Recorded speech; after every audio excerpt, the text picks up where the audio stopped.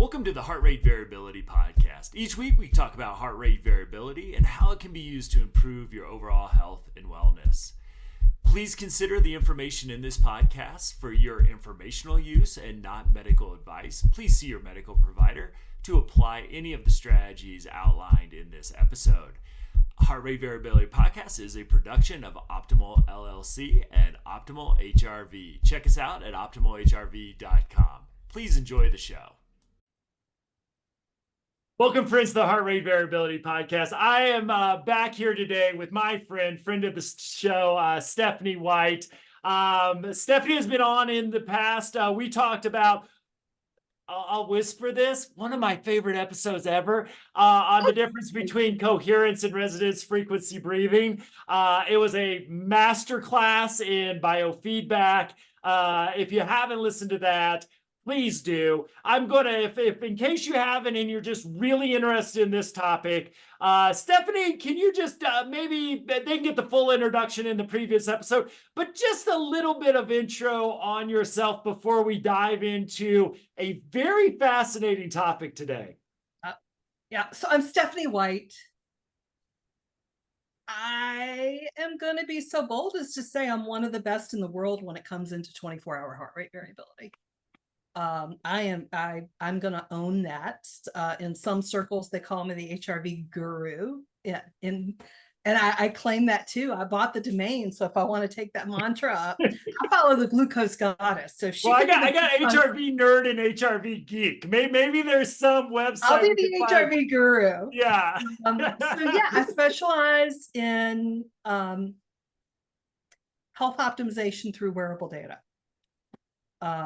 Using the numbers to determine what lifestyle, food choices, supplement choices, which ones are helping you move towards health optimization and which ones are taking you away, because we've all got bio-individual bodies that need bio-individual approaches to health optimization. There's what works for one person may not work for the next person. So you really need a bio-individualized approach when you're trying to optimize your health. Well, and that leads us to this topic. And so listeners to the show, this will probably be a new term. We've been kind of throwing out a lot of interesting stuff here in the last few weeks with maybe some new emerging measures, this, that, and the other. And it was, we were talking back and forth about, you brought up very high frequency, which I'll be honest with you, I've heard of very low, ultra low frequency, ultra high frequency, ultra low frequency,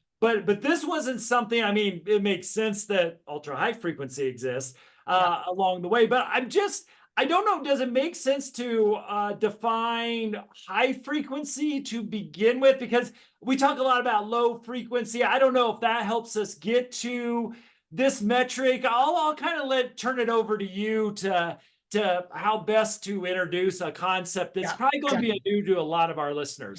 Well, this is going to be a teaser because I'm not quite ready to completely unveil a very high frequency today. I want to talk about 24-hour HRV recordings and how to do that.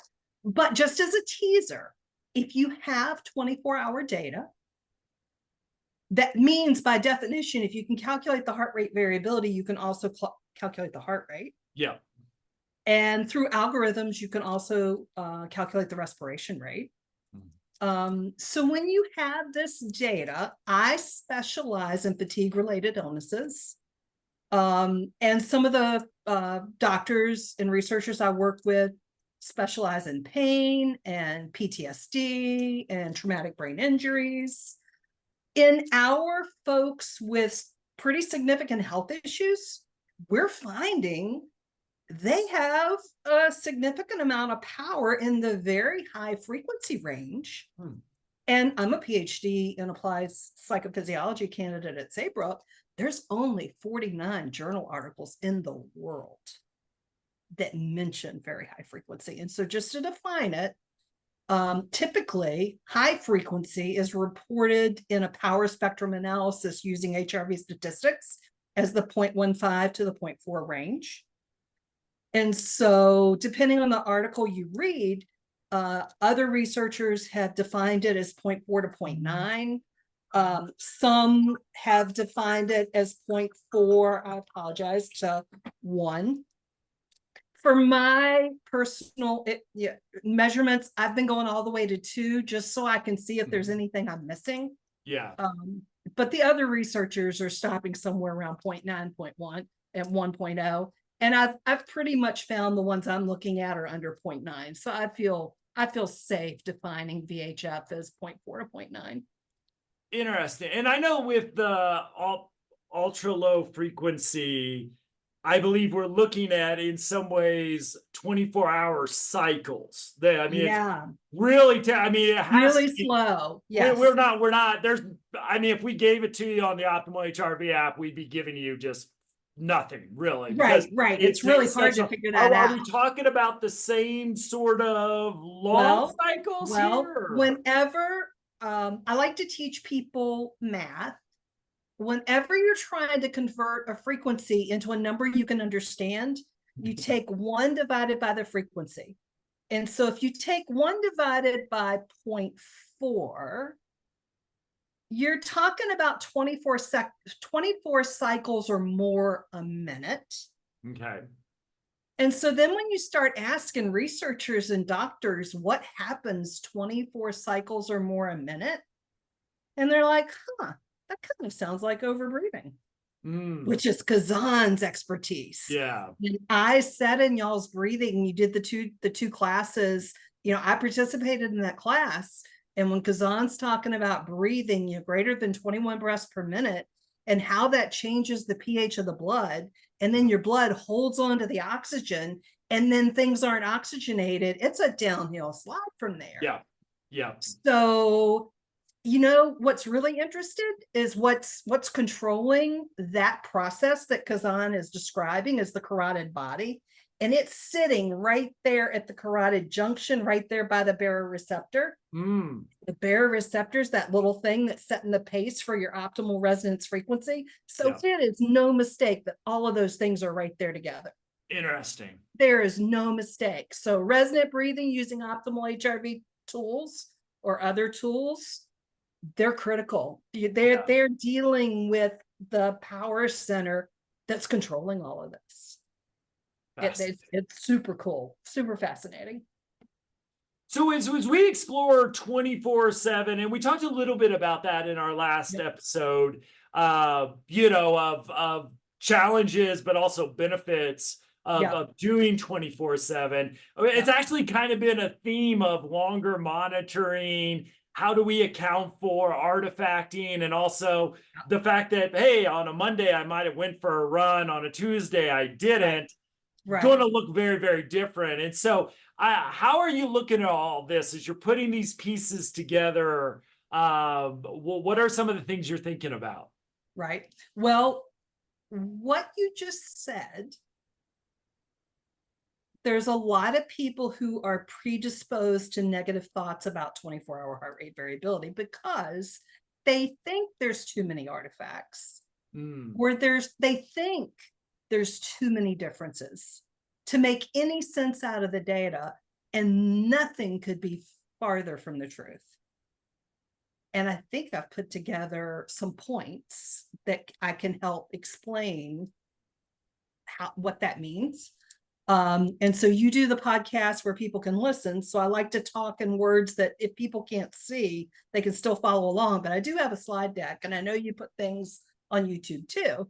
Great. So I'm hoping we can publish this in both formats so I can include some slides.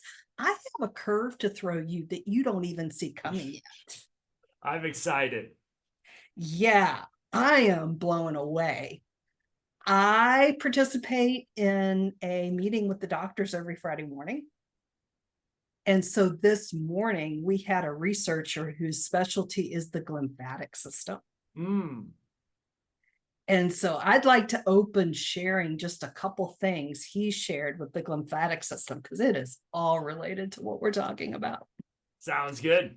Sounds good. Okay. So let me share my screen, and I'm going to talk you through it. So people who are listening get what we're talking about. The people who can see it get a visual treat as well. Awesome. I thought I started my slideshow. I must not have. Let's see what I can do. We're going to talk about taking out the trash. So yeah, this morning I was able to meet with the people with the CAC Aware Center at VCU, which is Virginia Commonwealth University here in Richmond, Virginia. CAC Aware stands for the Comprehensive Autonomic Center and Autonomic Wellness Research and Education. Every Friday, researchers and doctors from all over the world who are interested in autonomic health, which HRV is a significant subset of that. We all get together on Friday mornings. And so this morning's presentation was about the lymphatic system with Jeff Alif. And he is out of the University of Washington School of Medicine. And so the lymphatic system is really cool because we did not know this thing existed until 2012. Wow. Brand new stuff. If somebody's got an old medical education, they weren't taught this in medical school. So for people who can't see this, the lymphatic system is a brain-wide network responsible for clearing waste from the central nervous system. It was first described in 2012 by a research team led by Dr. Makeen Negergard at the University of Rochester Medical Center. This system was named lymphatic due to its reliance on glial cells, specifically astrocytes, and it's functional similar to the lymphatic system, which clears waste from other tissues in the body. So your brain has its own special little lymphatic system that is made to clear out the trash. And if you aren't able to clear out the trash in a matter of decades, it can result in Alzheimer's disease. So having this not work effectively can set you up for some pretty serious cognitive issues that can lead to things like Parkinson's and Alzheimer's and other brain-related health issues. So it's fascinating. It's pretty important. See if I can get this to keep going. Come on. So it's the body's way of taking out the trash. Now, this theme of taking out the trash is going to come up in several places because the way your body takes out the trash from all over your body is through the lymphatic system. And the lymphatic system does not have a pumping mechanism like the heart. So if the lymphatic system does not have a pumping mechanism like the heart, what does the lymphatic system in your body rely on to do its job? That's a pop quiz, Matt. Any ideas? Electricity? Bert. Thanks for trying. Want to try again? You want to phone a friend? I'll be humbled by my lack of any backup questions. Yeah. You know, this to me is something every child should be taught in school. If you don't know how your body takes out the trash, that is a missing piece of crucial information. When you move your muscles, movement is what provides the changes and the muscle squeezing that gently makes the lymphatics able to do what they do. So if you're confined to a bed all day, or if you're confined to a desk all day, and if you don't take those little movement breaks that Matt recommends in his book about business-informed HRV organizations, if you don't take those little breaks and move, like every 2 hours, every 1 hour, your body can't take out the trash. And if your body can't take out the trash, there's no way you can be healthy just because the trash is building up. You're doing everything right. But if you're not moving enough to take out the trash, you're not going to be healthy. Yeah. People don't know that. They don't know that. And people that are confined to bed, you know, if you can't get up, you know, things like resonant breathing, the pumping action that creates in your chest, resonant breathing activates the lymph system. So that breathing effort, if you do nothing else, if you just do your resonant breathing exercises and you get that rhythmic movement going in the chest, having movement any one place in your body. I have an old house and I have a, what's the word? My heating system is based on, what are these things called? The heating registers. It's an oil-based system that automatically, Baseboard heat? It's kind of like baseboard heat. It's hot. It's a hot water boiler system. What are those things called? But they once you heat the water up, it creates a natural loop that is always in continuous motion. If you have any part of your body moving, it creates that continuous loop with your lymphatics to make them all activated. So movement, if you don't learn anything else today, movement's key to taking out the trash. Your lymph system can't work without it. And if you can't do anything, just breathing at that deep level, effortless level, that can help activate it. So that's one of the reasons why resonant breathing is so beneficial. Awesome. So yeah, taking out the trash is really important, and your brain has a lymphatic system. And so here's, you and I were talking a minute ago about how important sleep is, and sleep is featured heavily in your book. What happens overnight is when your body gets into this recovery, deep sleep phase, all of the cells in the brain shrink. And that creates extra space that allows the fluid to drain. Interesting. Because you always hear about sleep with the lymphatic system is almost, I compare it almost like a shower for our nervous system in some ways. Yes. And so if you don't sleep, if you're sleep deprived, or if you don't sleep well and never really make it in that recovery mode because your body's activated all night, if that never happens, the trash never gets taken out of your brain. Yeah. And that leads to health issues over time due to the wear and tear on the body of the increased trash buildup. So it's really important. And so they've done the research showing people that were not allowed to sleep versus allowed to sleep, and how much more effective the lymphatic system was when they got high quality sleep. And the people they didn't allow to sleep all night, if they just allowed them to sleep like 2 hours, like from 8 to 10 in the morning to try to catch up, it worked a little bit, but it didn't get the complete job done. So, these little bitty cycles of sleep, I mean, they give a little bit of benefit, but not the benefit of having 7 to 9 hours of uninterrupted sleep. That's really what you're shooting for. So it's super beneficial, and they've got the research to prove it. And so something he shared this morning that I wasn't aware of is this concept of a Jack curve. So this guy named Clifford Jack, with the help of lots of other people, have created this curve, and the horizontal axis is time. And so over time, we've got all these curves that happen in sequence. What's happening is decades before dementia shows up, there are markers that show up decades before that the damage is already starting to take place that's going to lead to this if nothing else happens. And so there's amyloid beta factors, there's tau factors, there's other things, but they can show that decades in advance, these things start to occur before you actually get dementia. So there is an opportunity to prevent this from happening.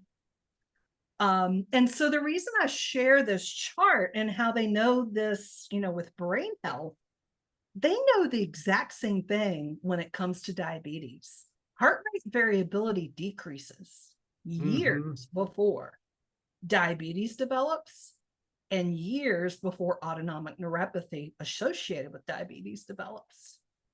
So we can come up with the same thing for metabolic health issues. High blood pressure, HRV decreases years before high blood pressure results. Mm-hmm. And so if we're looking for a non-invasive way to track allostatic load in the body, which is the wear and tear that leads to all these things, heart rate variability is a wonderful way to do it. Yeah. So that's exciting. That's really Yes. exciting. By the way, before I forget, we've got kids playing football that get hit hard and they're like, Coach, I'm okay. Let me go back out on the field. If the coach has their heart rate variability history and they're wearing something where they can do a quick HRV test, HRV tanks. Yeah. So coaches on football fields with kids in high school and, little league sports are starting to be educated that you need heart rate variability on these kids, because if you have a traumatic brain injury, the first thing you're going to see is an immediate drop in heart rate variability below their baseline. And if that happens, do not let them back out on the field. Yes. Yes. It's important. Yeah. It's really important. And to me, it's such a better metric than self-report because kids won't report it because they want back out on the field. Yep, absolutely. And you can't rely on what the kid says because kids want back out on the field. I watched, and soccer is such an interesting sport because substitutions are limited. So I'll watch this play out. It's like that ball should not hit that person's head. They need to be off the field. And because of, I think, how the sport is structured, they're still there. And it's just like, I almost have to turn it off because I can't watch that.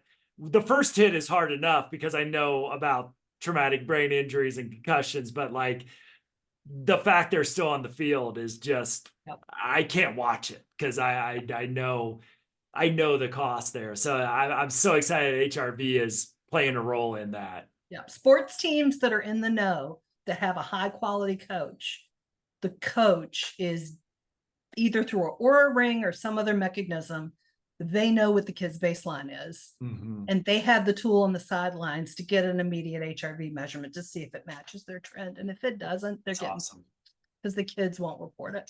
Yeah. Yeah. So that was just an aside. But yeah, it's interesting. The whole Alzheimer's disease, which can be brought on by this lack of adequate recovery.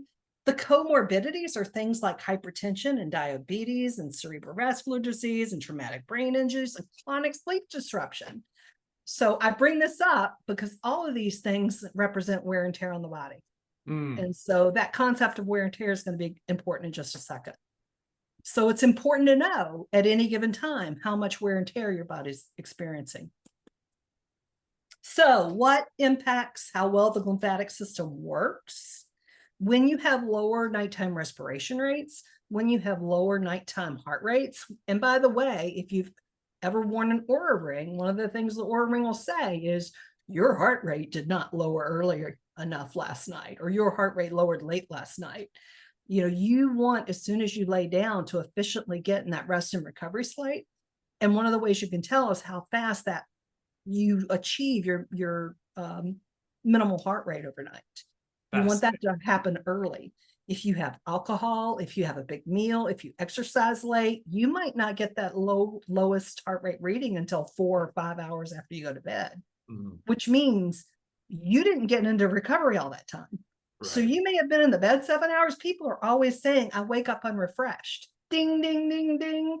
Because your body was still doing work and it never got into that mode, because whatever you set it up for, it didn't get into that mode until 5 hours after you laid down. That's not setting you up for adequate recovery overnight.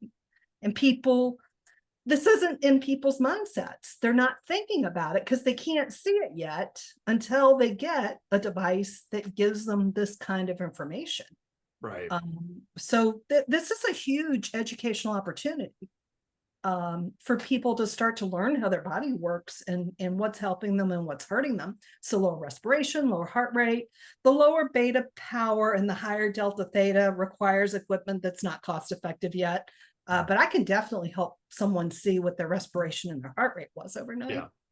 It's reduced when your respiration's higher or when your heart rate's higher.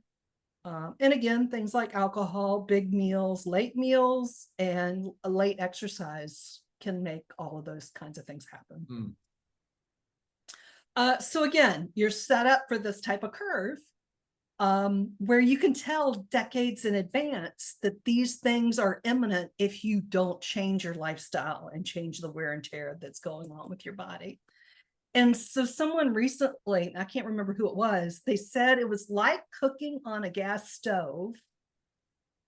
And we've just gotten so used to stress.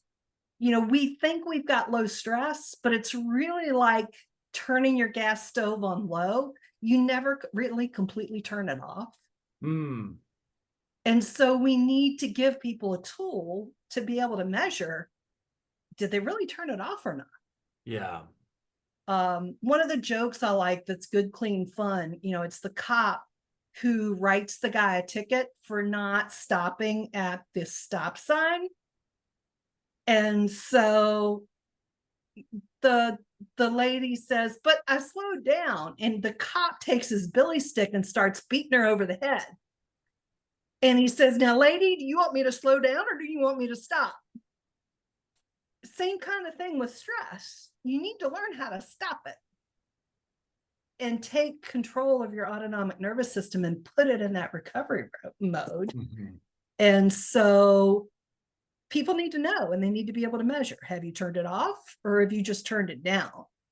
And so just to give you another plug with optimal HRV, you know, over time, people, their parasympathetic nervous system or their ability to switch between the parasympathetic and sympathetic efficiency, they lose that.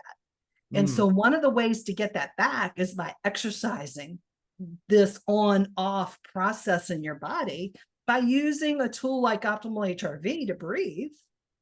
Because when you lose that ability to efficiently switch back and forth, the symptoms that are going to show up when you get persistent sympathetic activation are going to be things like light sensitivity and migraines and tension headaches and irritable bowel syndrome, low back pain, neck back pain, POTS, tachycardia, dysautonomia, hypertension, alopecia, indigestion, chronic fatigue, Crohn's, atherosclerosis, heart attack, strokes, poor sleep, fibromyalgia, depression, sexual dysfunction. None of those things are fun. No. Don't want those. We hear a lot of people talking about it these days because their lives have just gotten so overwhelming. You know, in the not too distant past, we didn't have light bulbs. We weren't staying up all hours of the day. We were following a very daylight determined schedule, and we were cutting off and shutting down and going to bed. This is new for our bodies. Our bodies haven't been living this way very long. And that's why all these diseases just are showing up, where our bodies just weren't built for this. And we're pushing our bodies farther than they were ever intended to go. And the diseases are showing up.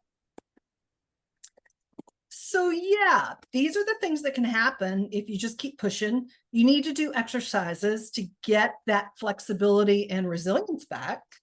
And the best way to do it is to build something into your schedule, just like you do with brushing your teeth, something you do every day, preferably twice a day. I advocate for breathing 20 minutes twice a day, first thing in the morning, last thing before you go to bed.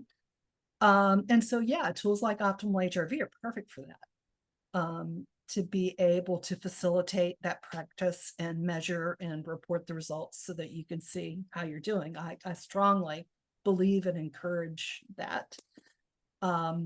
So yeah, what I wanted to share that's related to this is the role of stress in the HPA axis, because I want to share some graphics from this. Great. When people think of stress, all too often I'm hearing people equate stress with trauma. And so if you've never had trauma in your life, people think they've got a get out of jail free card. Stress isn't going to overwhelm them because they don't have trauma. You don't have to have a big T trauma. I've got a big T trauma. My husband tried to kill me. He had to be removed from the house by the cops. He died shortly thereafter. That's a big T trauma. I got a bunch of little T traumas. But you don't have to have any of that to have the kind of stress that can result in a state of dis-ease or symptoms in the body. And so I love this particular graphic. Up in the upper left-hand corner, that 25% of the pie is the trauma piece, the external things that happen that put stress on your body. The other 75% of the pie are all of the internal things that can happen. And so the bottom left-hand of the quadrant is glycemic dysregulation. You know, if you're constantly having blood sugar lows, blood sugar highs, that's stress and wear and tear on the body that's not good. So I love putting CGMs on people while I've got 24-hour heart rate variability devices on people so they can see both things. Yeah. Inflammation is a stressor in the body. Circadian disruption, either through shift work or going through lots of time changes. You guys mentioned travel in your book about how disruptive the time zone changes are on your body and what you guys do to mitigate the impacts of that so that you can recover from that. So according to this chart, it appears that 75% comes from internal stressors and 25% comes from external stressors. Nobody knows what the exact percent is, but I want to share this piece with you.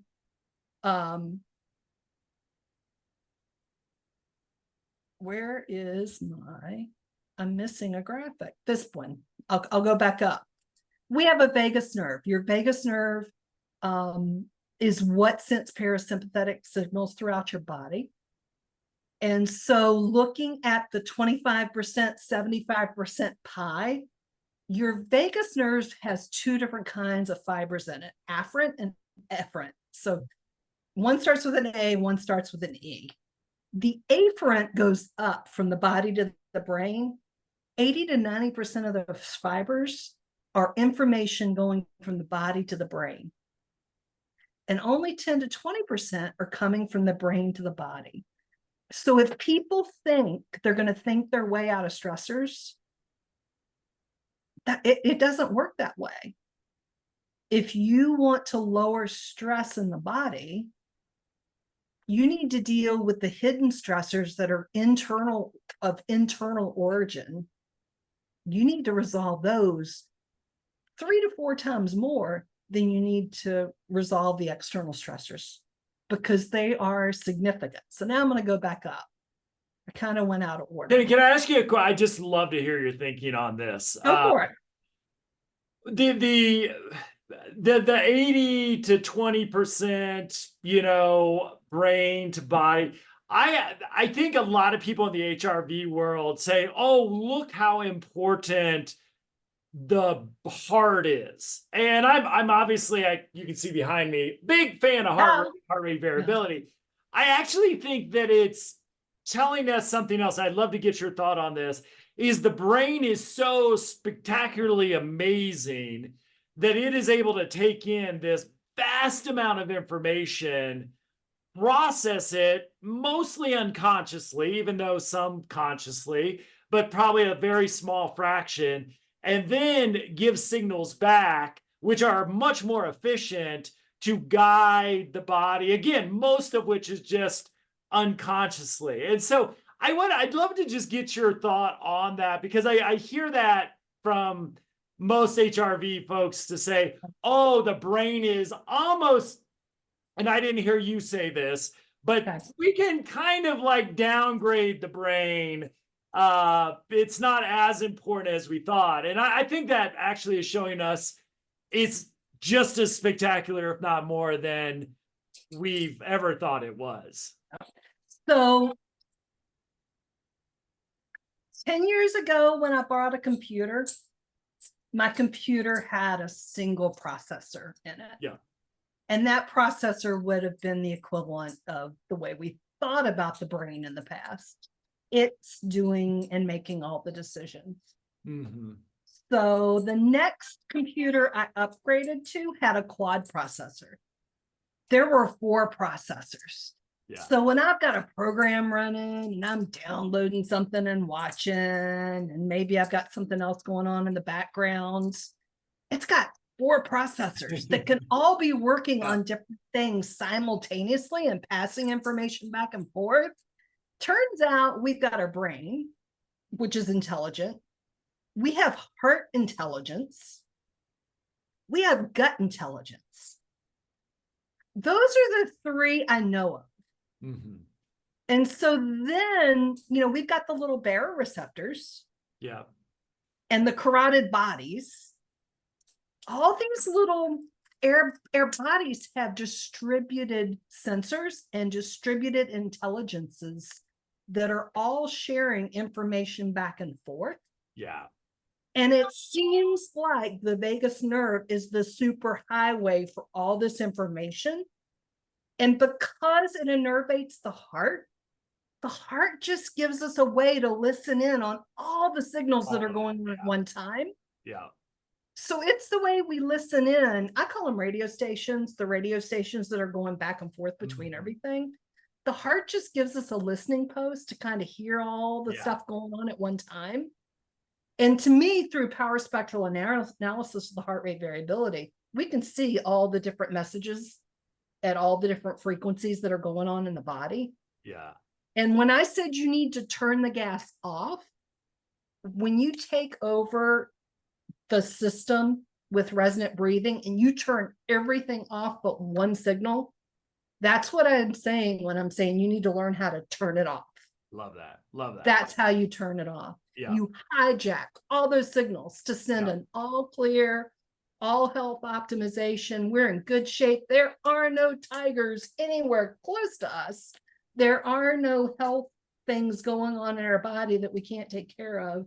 We're in this super efficient state. Yeah.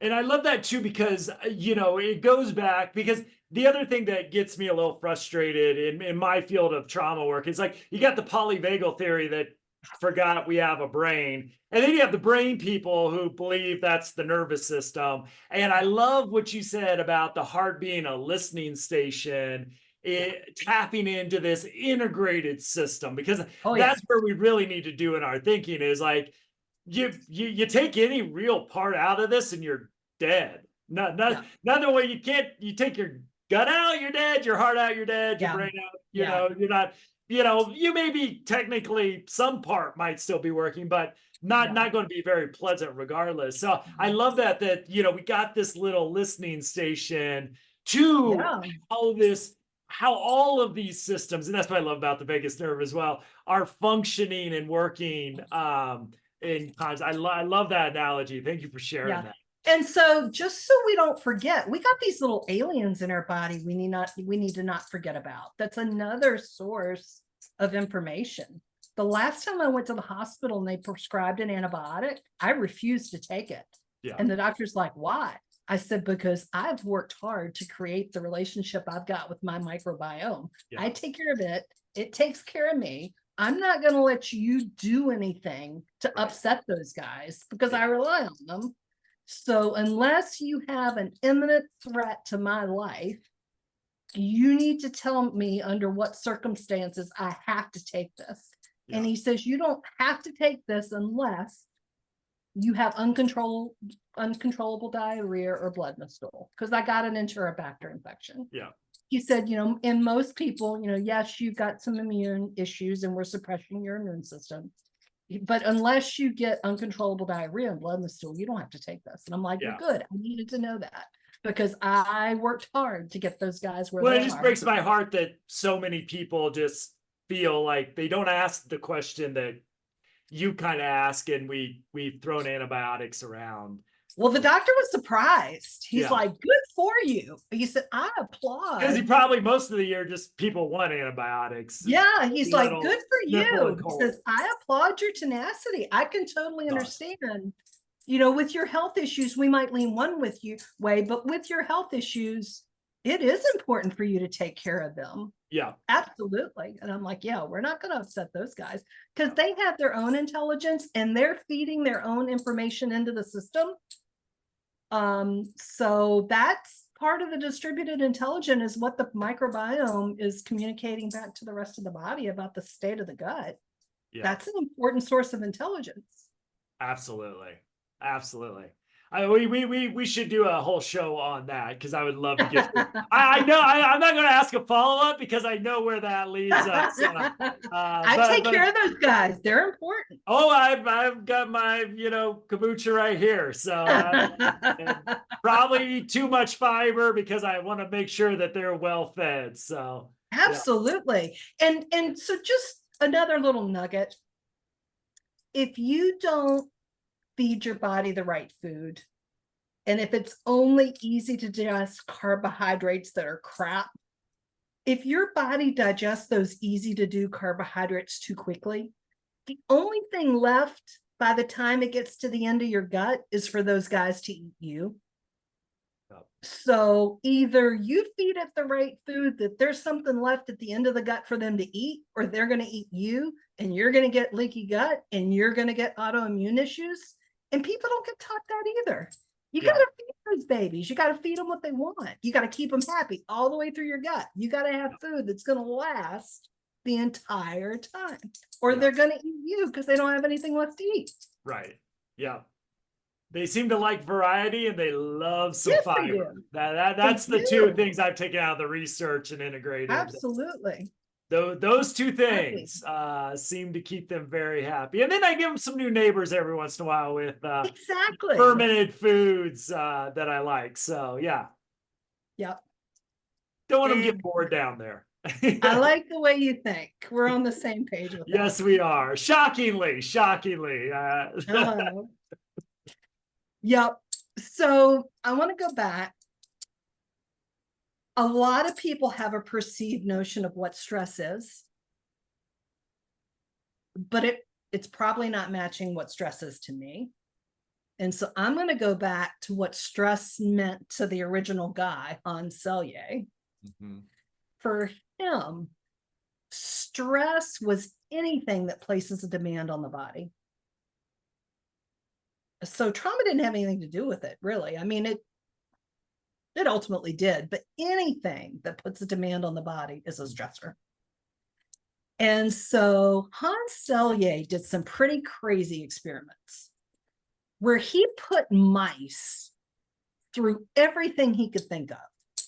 He injected crap in them that wasn't supposed to be in them. He put them on cold roofs. He put them on hot roofs. He withheld water. He withheld food, put them through obnoxious noises, all these things that would put their body into distress. And he found out that no matter what innocuous thing he subjected them to, all of them ended up having the same things go wrong in their body. Mm-hmm. And the three big things that went wrong in the body was hypertrophy of the adrenal cortex, shrinking atrophy of the thymus and lymph nodes, and erosion and ulcers in the duodenum. So ding, ding, ding, remember that word lymph? Lymph is what takes the trash out of the body. Mm-hmm. So when there is a lot of stress and wear and tear on the body, you lose the ability to take out the trash. The trash system atrophies and doesn't work as well. And so taking his research and going a step further, it's like a cell phone. When your cell phone is about to run out of battery, what does your cell phone do when you get down to 15% and it needs to make it till another 3 hours when you get home to plug it in? The way it conserves and makes that 15% go as far as possible, it starts to cut things down or off. Yeah. All of a sudden, your screen won't go to full brightness. May have to turn off Wi-Fi or put off processes that were going on in the background or shut down some apps. Your body has a way of conserving energy. And so, for example, these young girls who are experience REDS, which is reduced energy, oh shoot, I just drew a blank. Young girls are exercising so much that it's putting such a stressor and energy demand on their body. Their body has to start conserving resources. And one of the first places it conserves resources is in sexual reproduction. Mm-hmm. Your body knows if there's not enough resources to go around, you don't need to be bringing babies into the world. Yeah. So women stop cycling. And unfortunately, these young girls are thinking that's a good thing because they don't have their period anymore. Right. So they keep doing it because they don't want to have their period. They are putting huge wear and tear on their body.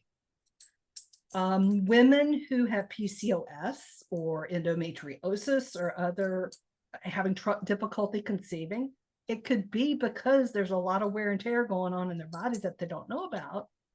And their body's conserving resources and cutting back on the production of those hormones and maintaining those body functions because it's just under-resourced and it's trying to save energy. Yeah. So this is, again, this is an educational process. People need to know if you're not taking care of your body, if you're putting it through too much wear and tear, internal or external, it's going to start cutting corners, and they may not be the corners you want them to cut. Right. So that's a really important learning opportunity, is that's the way the body works. If you're not giving it everything it needs, it's going to start cutting corners. And that's what leads to a state of dis-ease and symptoms. So if you want to get out of that state, and if you want to head towards health optimization, you need to be doing all the things that you mentioned in your book that are health optimization strategies that improve heart rate variability, because that's going to be what walks you away from that and gets you towards optimal health. So it goes back to taking out the trash. If you're got all this stress going on, the trash is just not getting taken out. Yeah. So that's really important. I've got an FDN certification as a functional diagnostic nutrition coach. Reed Davis based his whole certification program of how to use functional labs to measure the toll this has taken on your body in the digestive, detoxification, energy production, autonomic nervous system, oxidative stress, hormone, and immune system. So he's created a whole health coaching program to help people determine how this has negatively impacted their body. We can measure it in all these symptoms. Fascinating. But what people don't know is HRV all by itself is a proxy for allostatic load of the body. All you need is that one measure to tell if you're gaining ground or if you're losing ground. Yeah. So I kind of call it my figure 8 ball. You know, if I make a change and my HRV goes up, it's like I ask the 8 ball, did I make the right decision? And it says, yes, no, maybe, try again tomorrow. Well, if HRV is going up really well, I'm headed in the right direction. If HRV goes down, I'm probably not headed in the right direction. Yeah. So it gives really good biofeedback as to whether what you're doing is working or not for your bio-individual body, not anybody else's, just yours. Yeah. And that's important. And it's a cheap way to do it that's non-invasive. Yeah. Nobody has to stick needles in you and draw blood or anything worse than that. This is non-invasive.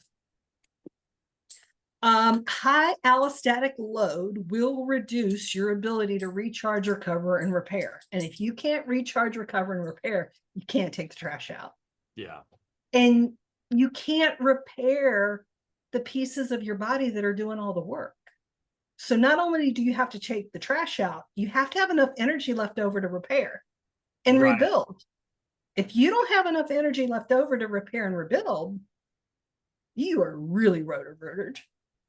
Right. You almost, it seems like I've seen this with people, never get out of the stress. So you're not, I mean, it's not only that you're not recharging, recovering, and repairing, your allostatic load is so high because you're always checking emails. You're always, you never stop working. You never go on vacation, that, you're all in that overwhelmed state. So not only are you missing the opportunities to clear out the nasty stuff throughout the body, take out the trash, but it's like the trash is piling up on top of you. Oh, heck yeah. Heck yeah. Heck yeah. And your body's doing all of this unnecessary work that is just overloaded. It's just a state of overload, complete overload. So yeah, that's going to lead to symptoms. The guy that presented this morning, at the end of the presentation, turned around and talked about the garment he was wearing on his wrist. And I took the opportunity to make him aware that Garmin exclusively licensed and then bought the consumer side of First Beat because they believed in it so much. So one of the ways you could get a reading on how well your body's doing this is by wearing a Garmin wearable and using their body battery information. Yeah. Garmin has incorporated that into most of their wearables, and you're looking for the body battery feature. But First Beat is the company out of Finland that created those metrics and analytics. And so I am a distributor for the First Beat Life device. So I am biased. I do have a conflict of interest. I am a device representative, manufacturer's representative for them. So to do your due diligence, I do make money off the sale of these devices. I was the first in the US. There's about 4 of us now that sell the First Beat device and the Life subscription. But this is a non-invasive 2-lead ECG device that you wear on your chest with 2 electrodes, sticky pads like you're getting an EKG. One goes right below your right clavicle, one goes on your left rib cage. It cannot get wet. So it's a 24-hour device as long as you don't take a bath or swim during those 24 hours. Yeah.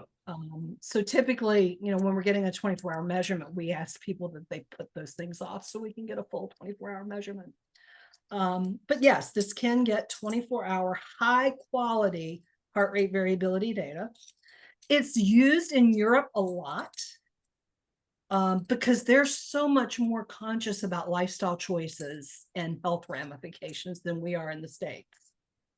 In the States, we're used to taking pills to solve health problems. Yeah. In Europe, it's a lot more in vogue to try lifestyle options first. And so this device is used quite a bit more in Europe because that's the way they think and that's their value system. We could learn a few things from them. I think so too. Yeah.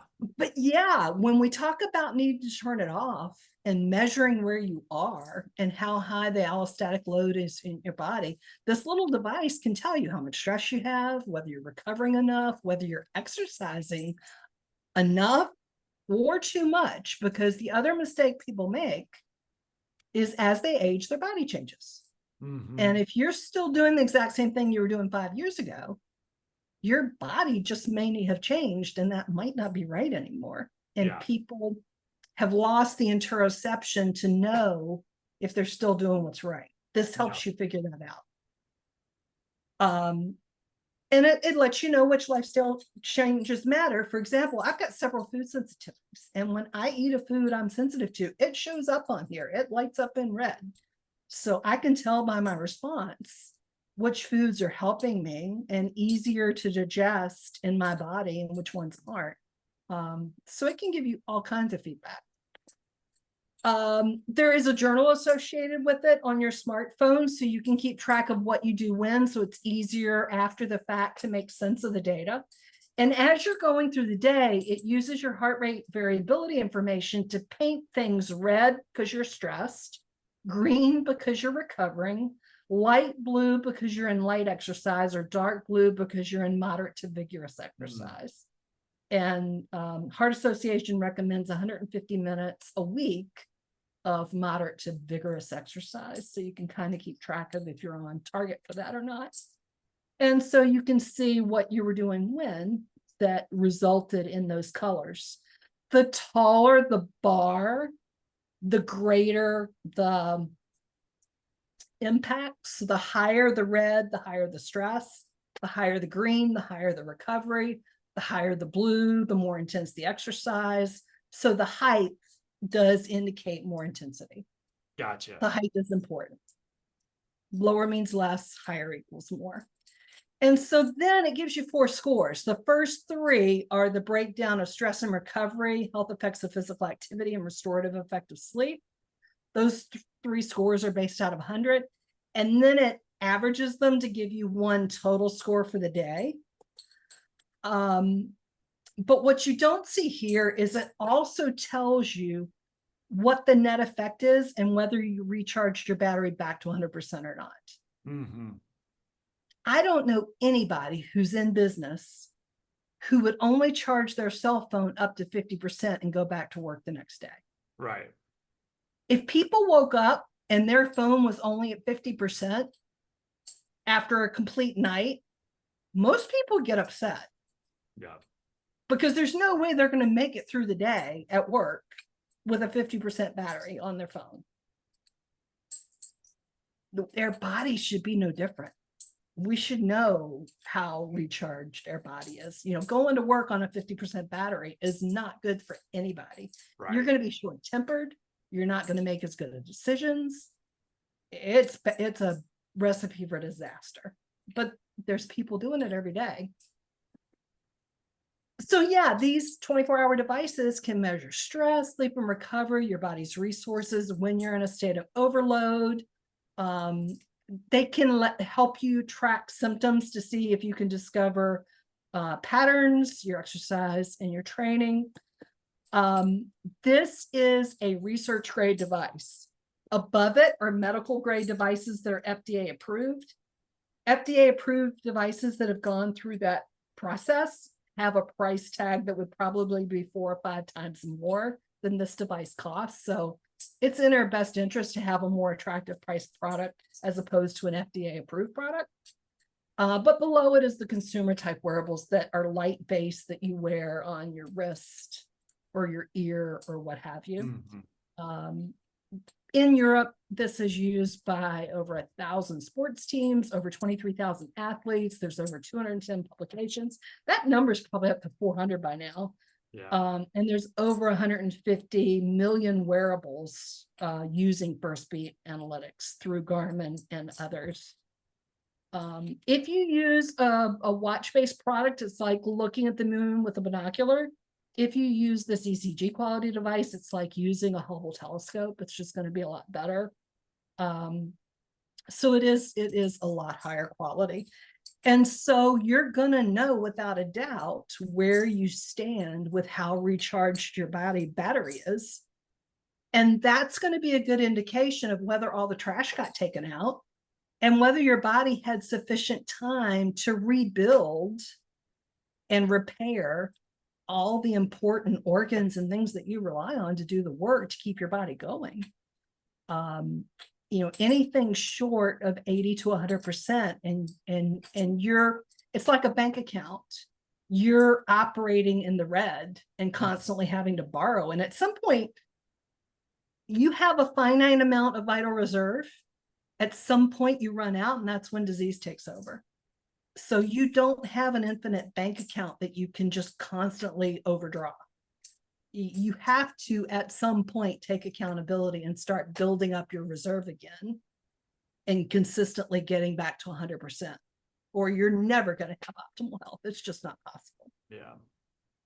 So I'll hush. Have you got any questions about that? No, I mean, it's interesting.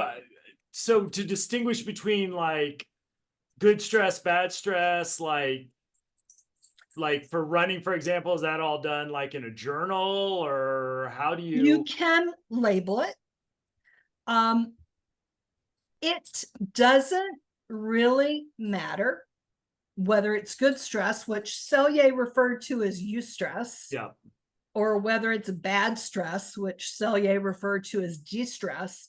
His definition of stress is anything that places a load on the body. So to your point, it can be good. It can be the excitement over a new job or a new baby. Yeah. It can be really good things that are making you really happy and really joyful. It could be going to a concert and rocking out with a band half a night. It can be really good things that you enjoy, but they are a load on the body. Yeah. So it doesn't really matter whether it's good or bad. It's a load. And that's kind of part of the education process. You need to think of the overall load. So it doesn't matter if you're driving to Florida for vacation or whether you're driving to New York to go to work. You still use gas. You still used energy. Even though one's for good and one's for work, it's still a load on the body. Very interesting. So, yeah. We can measure the allostatic load. We can get a good read on whether or not all the trash is getting taken out.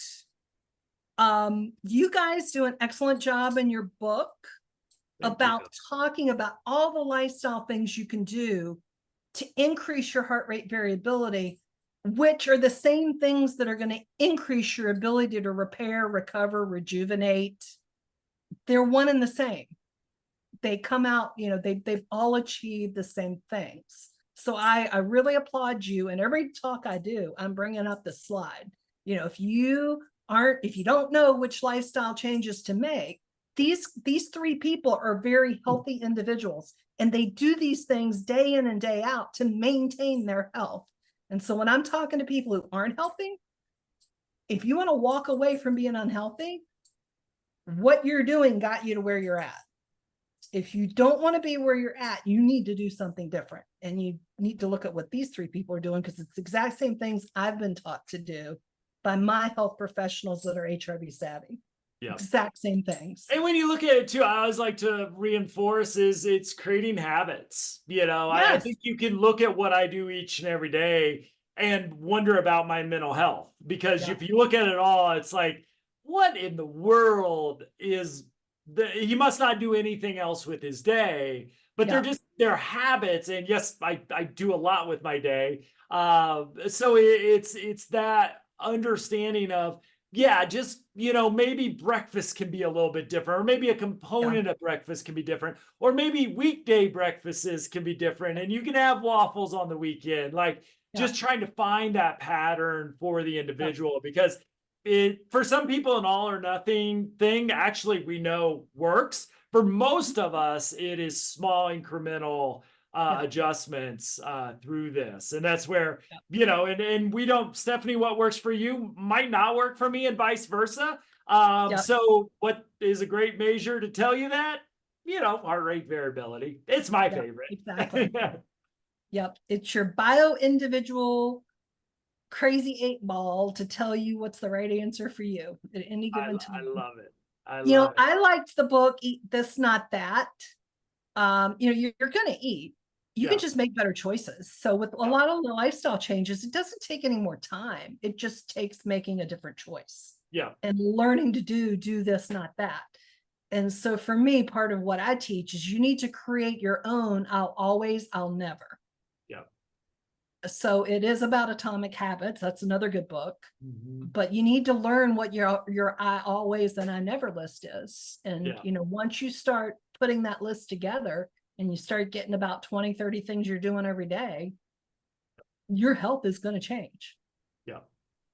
And a lot of that can be in your morning shake, or, how you think about walking the dog, and, getting steps in, taking the stair, all those little things really add up. My heart math training, every time you sit on the toilet, or every time you walk through the door, every time you put your hands on the steering wheel, take 10 resonant breaths. That's easy.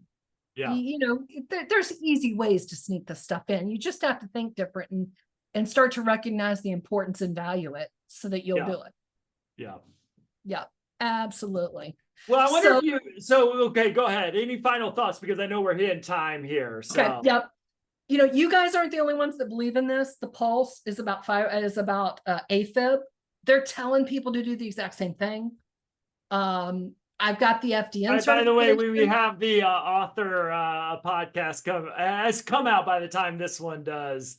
Yes, that's exciting. So, he's saying the exact same thing. For different reasons, but you get the same results. My FDN certification, they believe in diet, rest, exercise, stress, and supplementation, same things. When I teach it measurable resilience style, I've got 8 health priorities that are covering the exact same thing that I do and use First Beat to measure.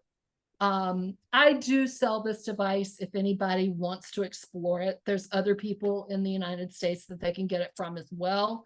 First Beat maintains a website. If you go to the bottom right, you can look for partners and see who offers this in the United States if you want to know more. I am one of them, and I am at Measurable Resilience. If people have health conditions, And there is a reason why they need to know their 24-hour heart rate and heart rate variability every day for a month or more. The electrodes might get old. There is another way to do this, and that's through a polar watch and a polar heart chest strap. Because I've got health conditions that make me need this almost 365 days a year. There are very few days you catch me without my polar chest strap on. Yeah. And then once a quarter, I'll wear the First Beat device for 3 days. I think the First Beat device is going to become another vital statistic. You get your heart rate, you get your blood pressure, you get your temperature, and you get your heart rate variability. That is coming at the doctor's office. In our lifetime, we will see that. It will become a vital statistic. I've got a 4-week breathing class coming up. I'm using a new sliding method to determine resonant frequency. We're testing out for the doctors at BCU. Awesome. So if anybody wants to contact me to participate in that, we're trying to run that protocol through its paces. I've got that coming up. So yeah, those are the kinds of things I wanted to share with you as opportunities and give people, we've given a lot of little nuggets that people don't know about. Yes. Yep. Absolutely. So if somebody listens, they're going to get a lot of little nuggets out of this. Absolutely. Well, my friend, I appreciate you. I appreciate your work. I could talk to you all day long. Stephanie White, thank you so much. We'll put information and links as always in the show notes, so you can find those at optimalhrv.com. My friend, thank you for your work, and I'm already looking forward to our next conversation. You too as well, Matt. It is always fun and a pleasure. All right, everybody, have a great weekend. As always, I'll see you next week.